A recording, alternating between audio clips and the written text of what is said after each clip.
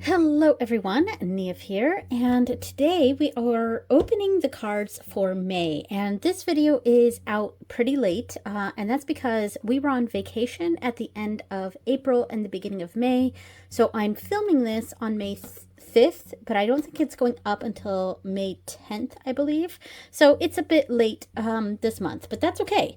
All right, so let me move this out of the way. This is the bag that holds the deck. And this is the book for it. So the Lakshmi Oracle, of course. There we go, focus. All right, so I'm going to set these to the side here. And I'm going to really quickly just go over last month's cards. So we have the Lenormand reading here. We had Murugan. I'm actually not sure how to say this this entity's name, but there we go. So this god of war and justice. And then we had Gayatri Devi, the mother of devotion. And we had Dhanvantri, the god of medicine. So let me move this a little bit so it's in frame. Okay, so there we go. And let me open the page for this month. All right, so here we go.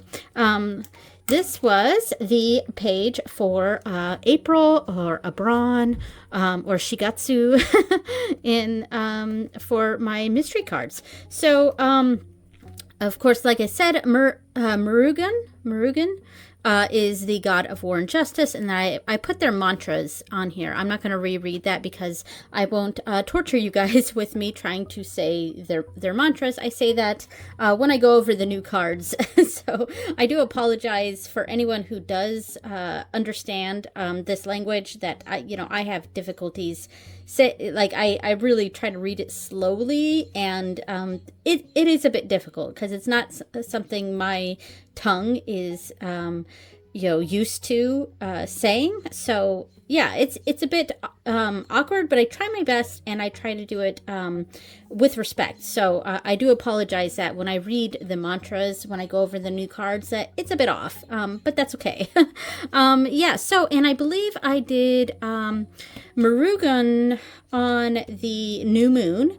Yes, because what I've been doing lately, the last couple months with these, trying to find a way to incorporate these cards in my monthly practice, I've been assigning a moon phase to the deities that I pull here, and a moon phase that makes the most sense for what they are the god of, the deity of. So for Murugan, it made the most sense to, it wasn't the new moon. Hold on just a second. It was, I believe, the third quarter moon. Yes, the third quarter moon. So the third quarter moon I did with Murugan. And then Gayatri Devi, I believe I did the full moon. So let me see. Oh, let's see. Yes, the full moon was with Gayatri Devi. And I believe this was the first quarter moon. I kind of went backwards. So new moon, third quarter, third quarter, full moon, and first quarter. And yes, I even took a picture of Dhanvantri in the reading itself. So there we go. And now for the Lenormand spread here. Now, I went back and rewatched the video that I did on this, which is what I do when I'm writing down the information in my book, because I wait till the end of the month to do this. So I went back and I watched my video, and generally what I said, how I interpreted this was staying close to my roots, which is where my heart is, and I do still agree with that. But because we went on vacation and we went on a long car ride, and it was 2 days of traveling, like a total of about 24 hours of traveling. We stopped and stayed in Ohio both times, to our vacation destination and back from our vacation destination. We stopped in Ohio and stayed the night at a hotel. But, you know, definitely that car ride felt very cramped, very trapped. And I was really connecting that to the coffin card here. No cards of movement, but that car ride was just, definitely tough. But this was a sort of family reunion thing. And so I'm kind of connecting the tree with that and the heart. It to me, I interpreted this as showing the cramped car ride, but we went to see my dad and it was totally worth it. So that's kind of how I read that. And there we go. So I'm going to put these away. I'm going to put them back in the box, and we're going to open up the card for May. Okay, so we have the May envelope here, and I'm going to try to open this as gently as possible. Not sure if you guys can hear the rain outside. It's raining, not heavily, but it's raining outside. So, and I used my Cricut spatula to try to open this. And I'm trying to salvage the envelopes as much as possible. So hopefully I can use them next year. I do have some extras in case I rip, and I have ripped some of the previous ones trying to open these.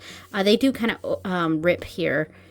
But that's also why in each of these envelopes I have a freezer paper to protect the cards.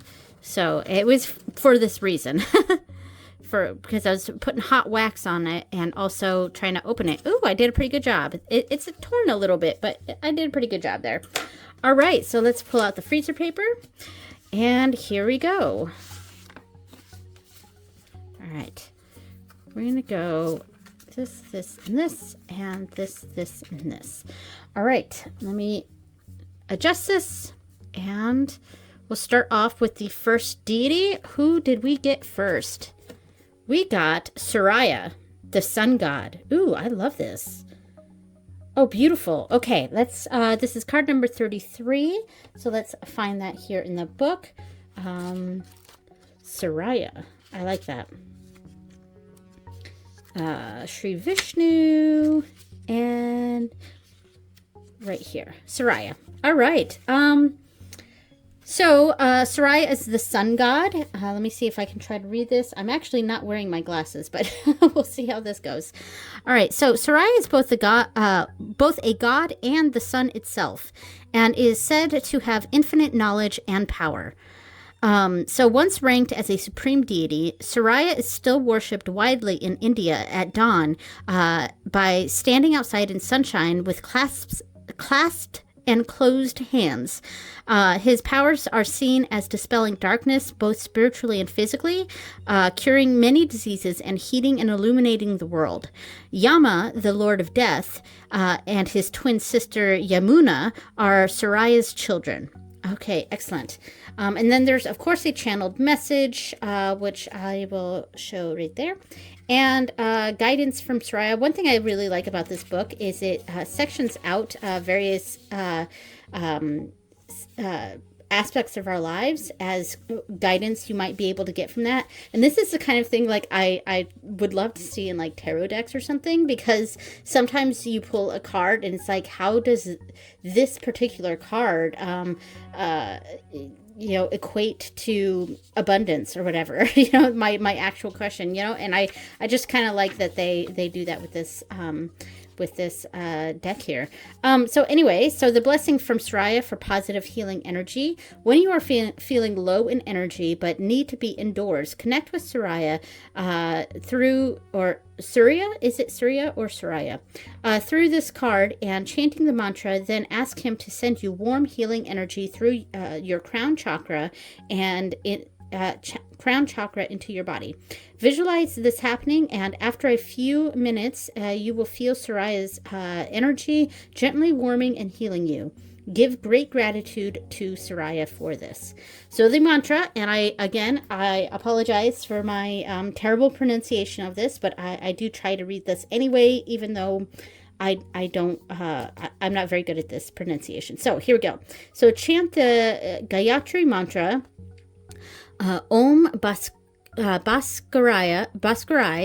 Om Bhaskarai or Bhaskarai, Om Bhaskare Vidmahe Mahadutyathikaraya Dimahi Tana Suraya Prachodayat. And that translates to Om, let me meditate on the sun god. O maker of the day, please give me higher intellect. On a Sunday morning at dawn during an eclipse, 11 or 108 times, although other times of the day will also work. Fantastic. All right, so that is Soraya. That feels like it would be a good full moon one, but you know, again, this is the sun god and I'm connecting these to the moon, so you know, I may actually do something different with that. I'm not sure. But the next card, come on, there we go. The next card is Santoshi Mata, goddess of satisfaction. Ooh, nice. Goddess of Satisfaction. What a nice 2 cards so far. So this is card number 26. Let's find 26 in the book. 26. Santoshi Mata, Goddess of Satisfaction. Known as the Mother of Happiness, Santoshi Mata is a very popular goddess with women in northern India. In the 1960s, Santoshi Mata became well known for being a goddess who would assist women if they undertook her prayers and ritual fasting, called the Santoshi Mata Vrata, a vow or pious observance, which was performed on 16 consecutive Fridays to gain the goddess's favor. The film Jai Santoshi Ma, which tells the story of Santoshi Mata's devotee Satyavati Sharma, following this new goddess, became popular in India in 1975. Santoshi Mata then entered the Indian Hindu pantheon and is widely worshipped. Okay, so she's kind of a new goddess, which is very interesting. I like that. Okay, so here's the channeled message if you would like to read that, plus the guidance in the various aspects of our lives. All right, so the blessings from Santoshi Mata to receive your wish. For 16 consecutive Fridays, have a vegetarian breakfast at dawn, then fast for the rest of the day. Avoid any bitter or sour food, and do not give it to other people on a Friday. Perform a puja for Santoshi Mata and offer her flowers, incense, and a bowl of raw sugar and roasted chickpeas. Be kind and avoid quarreling. After your wish comes true, serve a meal to 8 boys. Oh, serve a meal to 8 boys. I don't know how I would do that, but all right. So mantra, chant the Vrata mantra. Om Shri Santoshi Mahamaye Gojanandam Dayini Shukravar Prive Devi Narayani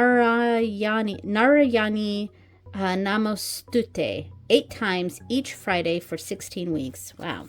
All right. Ooh, the next one is Saraswati. Anyway, so that is Santoshi Mata. That's very interesting. Wow. All right. So the last one is, we have Varahi Aman, card 35, and this is Demon Slayer and Destroyer of Evil.